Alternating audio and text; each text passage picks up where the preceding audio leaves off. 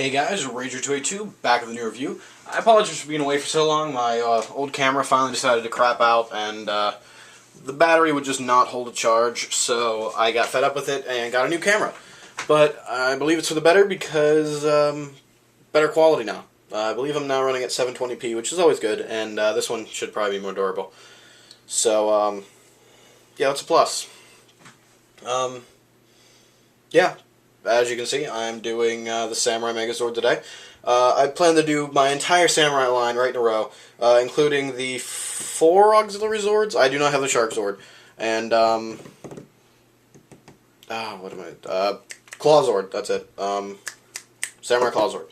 And, so, you'll see those in a couple of reviews from now. But, for now, we're just going to focus on the Samurai Megazord. I'm going to try not to compare them to Shinkano as much, just because we know the Shinkano is better and Super Sentai is better. What I don't care anymore.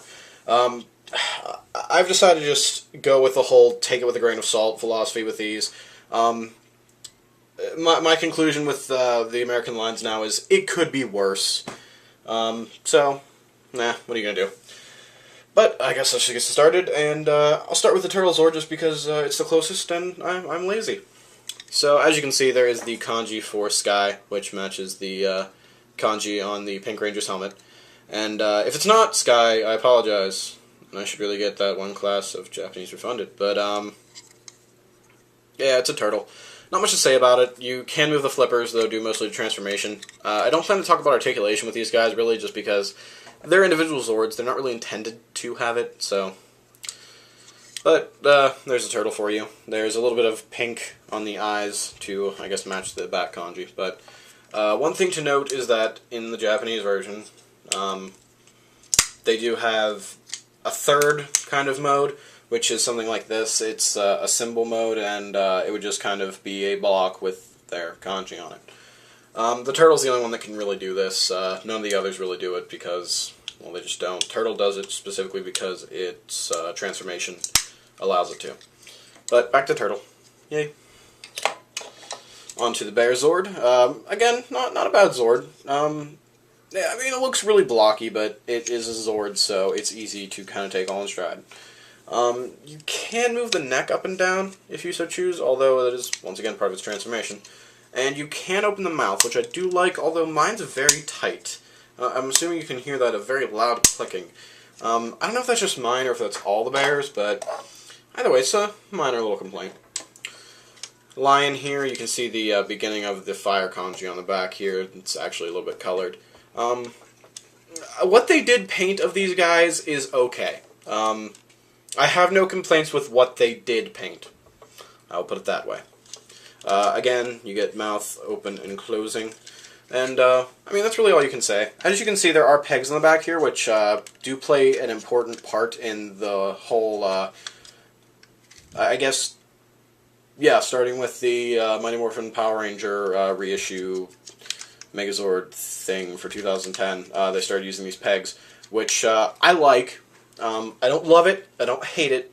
I like it. So, I'll talk about that later in the video, though. On to the Dragon Folding Zord, and I should get its tail, which is their sword. As you can see, mine's a little bit bent. But, I don't particularly like this just because it looks awkward. It doesn't look like part of the Zord. It just looks weird. That's really all there is to say about it. But as you can see, there's a helmet tucked up in there for when we do Megazord mode. But overall, it's not terrible looking. It doesn't really necessarily look like a dragon, but again, it's part of the Zord, so it's easy to kind of look past. As you can see, there are little molded feet on the bottom here. Oops. They don't do anything. They're just kind of there. You can move the head up and down if you so choose, and the mouth does open and close. So, I am glad that they at least took a little bit of extra attention with some of them. Here's the Ape Folding Zord. I know it's Saru Origami, but they call it Ape in this one. I don't care what you call it, because I can't hear any of you. One thing to note is they did add little feet molds at the bottom here, which does add a little bit of stability, so that's nice. The arms do move a little bit, so if you want to get into weird poses, you can, although it will lose balance easily. So, you can see a little bit of the Earth kanji there that they did paint, so it was nice that they at least painted those. But there you have the individual Zords. On to the main event, the Samurai Megazord. I guess we'll start with the feet, as it would be the easiest to do. With the bear, you're just going to want to fold in all of his feet and then slide up the head like that. And you've got the right foot. One way to tell, even if you manage to forget which foot is which, there is a slight slant to them, and they won't stand up on... Oh, well, way to prove me wrong. They will stand up on their own, but you can see there is a slight slant to it to imply which foot it is. So, let's go ahead and do the other foot. Let's get the helmet out first. What you do to get the helmet out is push this button, and then just pull it right out. Basically, all we're going to do is just kind of snap that shut and push the head up again. And once again, there's a little bit of a lean to it. This one won't stand. So, let's go ahead and get the main part of the body built. Go ahead and flip back the front legs of the lion. Snap them into place. Take the back legs, push them up here, and then just fold this piece down. So then we've got the main part of the body. Go ahead and plug it into the legs, just so we've got a standing formation here. We'll go ahead and take Turtle, and basically what we're going to do is rip it in half. How lovely. Take this peg, plug it in, fold these fins in, as well as push the head into here. Then basically going to spin that around so that we've got a fist, and there's a little hole right here that pegs on like that. And last but not least, the ape folding Zord. Go ahead and straighten up the arms a little bit, and then just fold them up to create another fist. So there's that. Go ahead and pull up the headpiece from the lion. Then go ahead and take the helmet, fold up the crest, and last but not least, put it on. And there you have the Samurai Megazord. Not bad looking. I really like the look of this guy, but that is because I'm an East Asian Studies major, so I do have some bias. Go ahead and take his sword and put it in, I guess, the sheath, or whatever you want to call it. I like the look of this guy. He doesn't look bad. You can see he doesn't have too much blockiness because he was kind of dumbed down a little thanks to the Bandai America, but it's not in a bad way. For Megazord mode, I guess for all the sacrifices made in their individual modes, the Megazord does not look too bad. I like the look of it. Not much articulation with him, as many Megazords. The arms do go full 360, but you will notice there's a slight slant to them. One small little pet peeve I have is that they don't go straight down. They can only kind of go either a little bit back or a little bit forward. It's a very minor thing, but it does kind of bug me. But you can take the sword and go ahead and put it in the turtle's hand so that he can wield his blade. And one thing to note is that it does not come with a shield. Shinkano did. This one doesn't. I have no problem with that. Samurai aren't known necessarily for using shields. I mean, mostly they just had their katana and then their extra little one in case they messed up bad. But I don't mind him just having a sword.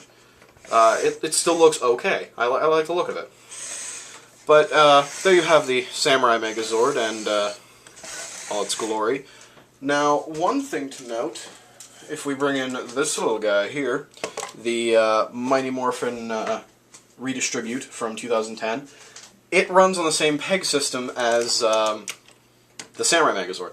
So potentially you can go ahead and take one of the arms off of each Zord and go ahead and swap it onto the other Zord if it cooperates and stops making a liar out of me. There we go.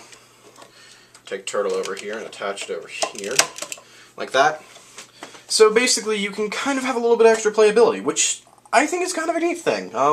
For the kids it adds a lot more playability, a lot more fun to your Zords, and for collectors it makes for a really fun way to mess with people who also know Power Rangers. So there's that. You can also do it with the legs as well, but I mean, one example should be enough. But that peg system will come into play later in the line, just as a mini note, so keep that in mind. But anyway, I guess next up is the Artillery Zords, so I will see you guys next review.